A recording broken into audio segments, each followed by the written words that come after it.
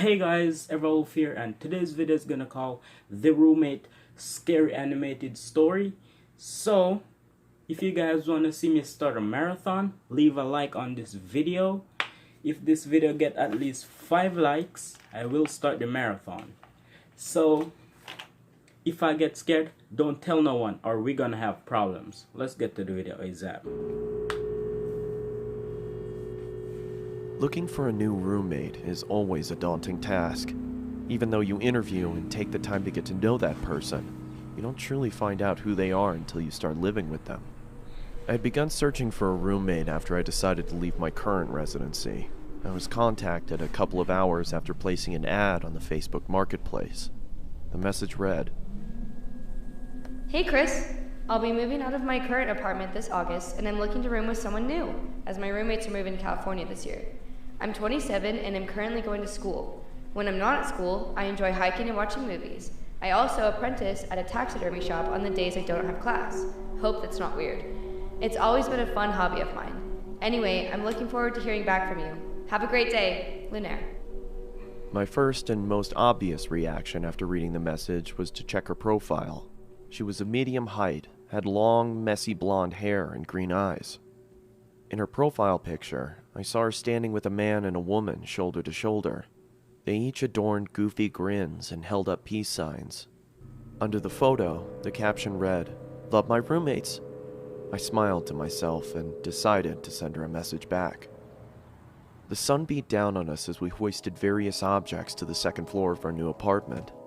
It took us a couple days to get everything out of the moving trucks and into our new place, but as soon as we did, a wave of relief washed over our sweat-drenched and sore bodies. After a couple more hours of rearranging, we each grabbed a beer from the fridge and sat on the porch. We reminisced about old 90s cartoons and what video games we obsessed over as kids, and as the sun started to set, I truly felt relaxed and confident that things were going to work out. A week later, I started a new job for a construction company that was owned by a good friend of mine. As I was getting ready, I heard the front door swing open. I walked into the living room to see Lunaire and her friend David sliding in a large box. "What you got there?" I asked. Through a strained grunt, she replied, "I bought a freezer to store some of the animals I'm planning on using in my taxidermy work. I hope that's alright." I was obviously hesitant at first, as there was no mention of this happening in the first place, but I eventually accepted and returned to my room to continue getting ready for work. I came home at around 9 p.m. after having a couple of beers with friends and noticed that the freezer was nestled snugly in the lower part of the pantry. A low hum could be heard reverberating off of the inner walls. I was curious to see what was inside, but didn't want to intrude on Lunaire's business, so I went into my room and changed into more comfortable clothing. After changing, I came back out into the kitchen and started making a sandwich. I opened the fridge and grabbed what I needed. As I turned around, I stubbed my toe on the edge of the island countertop and let out a long, exasperated grunt. Through my frustration, I slammed the fridge door shut and checked my toe to see if there was any bleeding. As I raised my head back up, I was greeted by a shadowy figure. Lunaire was standing in the doorway leading to her room. The darkness behind her almost seemed to envelop her. "Is everything okay?" she said in a deadpan tone. "Shit, yeah, I'm sorry. I just slammed my toe into the corner of the countertop as I was making a sandwich. I hope I didn't wake you." "It's fine." she said in the same deflated tone as before. She then turned around and walked back into the darkness of her room. I could tell that she was pissed, so I quietly made my sandwich and retreated back to my room as well, only hearing the low hum from the freezer as I closed my door. I had the next day off, so I was able to sleep in a little longer than usual. When I finally emerged from my room, I walked into the kitchen to make breakfast. As I opened the refrigerator, I noticed that the light wasn't turning on and there was a lack of cold air escaping from inside. I turned around and flipped the light switch to confirm my suspicion. Sure enough, the power was out. "Damn it," I muttered under my breath. I walked over to Lunaire's room and knocked on her door to tell her about the power outage if she didn't already know, but there was no answer. I then remembered that she had classes that day and probably wasn't home. I walked back to the kitchen and past the pantry. As I did, I slipped on the floor but was able to catch myself on the countertop. "What the?"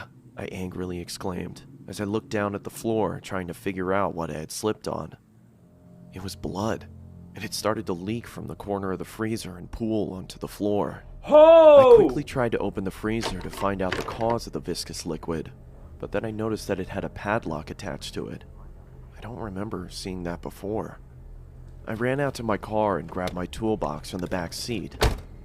I approached the freezer and set my tools down on the nearby countertop. I then pulled out a small pair of bolt cutters and snapped through the metal of the padlock. It fell to the ground with a large thud. I creaked open the top of the freezer and was greeted with a putrid stench that permeated my nostrils. I quickly pinched my nose and walked away gagging in response. "I guess I should have realized that was gonna happen," I muttered to myself in between gags. After gaining my composure, I grabbed some gloves from under the sink and started taking inventory. I could see a couple of dead birds and plastic bags wedged into the corners of the freezer. I took each bag out and set them in the trash can nearby.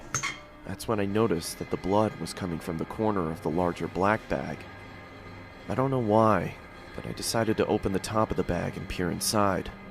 I was greeted by large, milky white eyes, a swollen black tongue surrounded by cracked and bloated lips, and the matted hair of a human head. I swiftly dropped the bag and fell backwards onto the floor. My breathing had ceased to exist, and I grabbed the trash can next to me and expelled my disgust into it. I then ran out the door, got into my car. She's gonna cut that girl's organ out and sell it on the black market. On God. Don't you dare ask me no question about the black market in the comment section down below, god damn it. Let's get back. And called the police.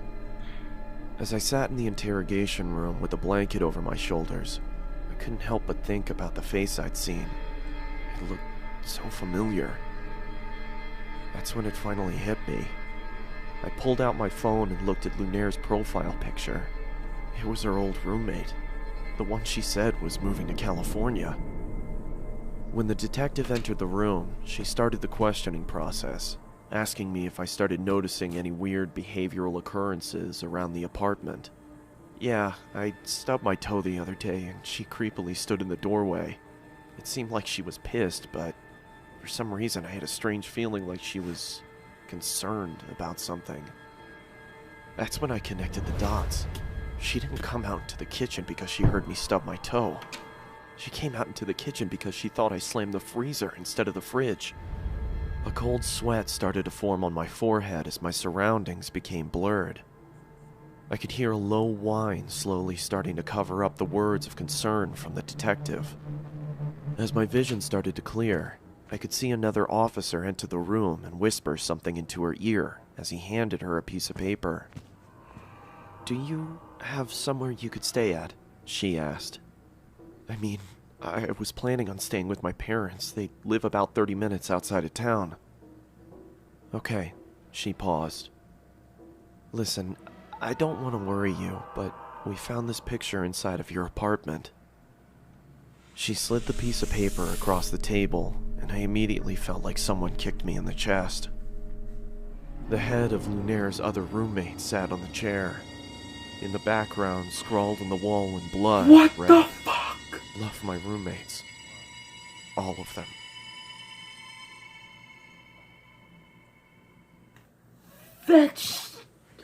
That shit is crazy. Oh, this bitch is gonna cut out her roommate's organs and sell it on the black market. That's my guess. Catch you guys in the next video. I do not know how to end this. It's been a boy, Everwolf. To me, I just do what's best for me. Don't listen to my enemies, they're just full of jealousy. Yeah, this legacy, you gon' see what's left of me. You gon' see success in me. You ain't seen the rest of me. I just wanna be the best at what I know, better than the rest, just watch me grow.